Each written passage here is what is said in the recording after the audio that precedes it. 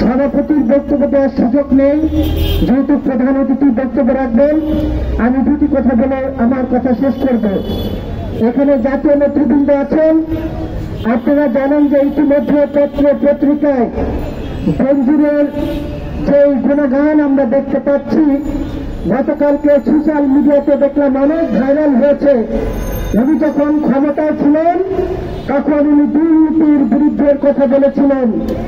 এই বেনজির বিএনপি এবং জামাতের শত শত মায়ের বুক খালি করেছে। আমি যেখানে দাঁড়িয়ে কথা বলছি, এই বেনজিরের নেতৃত্বে চৌধুরী আলমকে গুম করা হয়েছিল।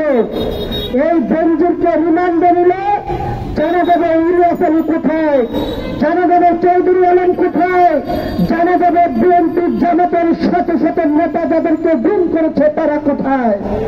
আমরা দেখেছিলাম এই আজিজ ক্ষমতায় যখন ছিল, রাজনৈতিক ভাবে যে ভাষায় কথা বলেছিল, বাংলাদেশের মানুষ হতাশ হয়েছিল।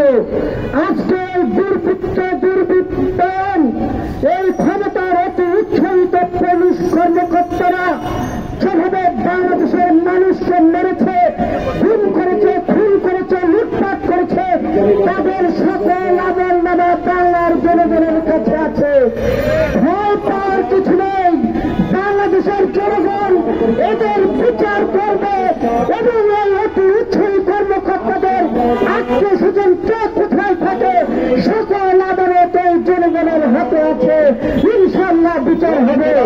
এতে যে বক্তব্য নিয়ে আসবেন আজকের প্রধান অতিথি গণমানুষের নেতা নাগরিক পক্ষের সংগ্রামী সভাপতি মাহমুদুর রহমান মান্না ভাই প্রধান অতিথির বক্তব্য নিয়ে আসছেন।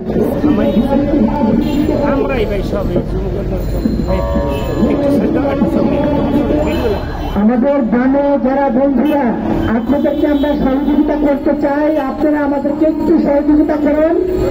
আমাদের প্রধান অতিথি বক্তব্য রাখবেন মাহমুদুর রহমান মান্না ভাই।